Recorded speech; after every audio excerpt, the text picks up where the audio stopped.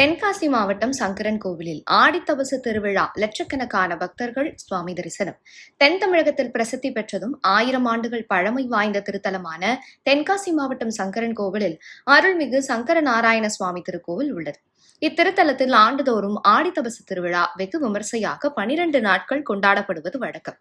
அந்த வகையில் இந்த ஆண்டுக்கான திருவிழா கடந்த 18ஆம் தேதி கோமதியம்மன் சன்னதியில் எதிரே உள்ள தங்க கொடிமரத்தில் வேத மந்திரங்கள் முழங்க வெகு விமர்சையாக கொடியேற்றப்பட்டது. தொடர்ந்து காலை மாலை சுவாமி அம்பாளுக்கு சிறப்பு அபிஷேகங்கள் செய்யப்பட்டு அலங்கரிக்கப்பட்ட சப்பரத்தில் வீதி உலாவும் நடைபெறும்.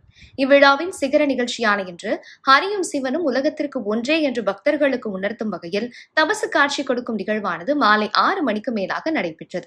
அப்போது கோமதியம்மன் சங்கரநாராயண சுவாமியை 3 முறை வலம் வந்து இருவரும் மாலை மாற்றிக் கொண்ட பின்னர் சங்கர நாராயணராக தபசு காட்சி கொடுத்தார்.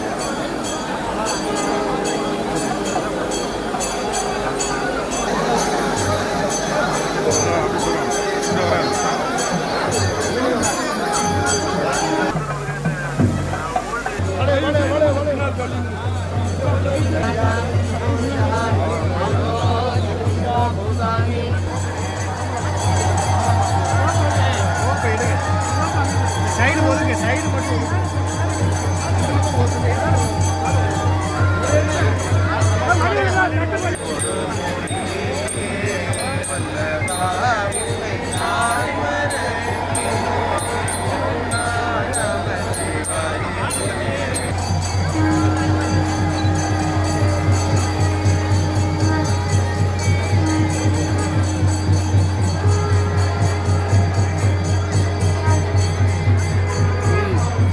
இதை முன்னிட்டு தமிழகத்தின் பல பகுதிகளிலிருந்து லட்சக்கணக்கான பக்தர்கள் கலந்து கொண்டு சுவாமி தரிசனம் செய்தனர்.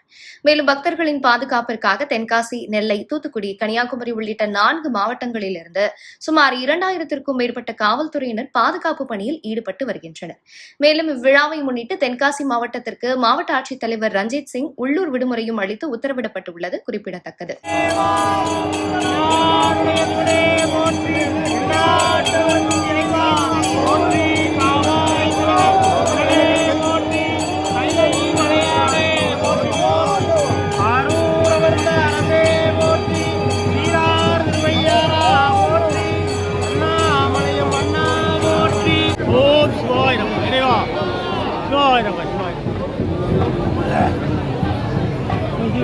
Slow.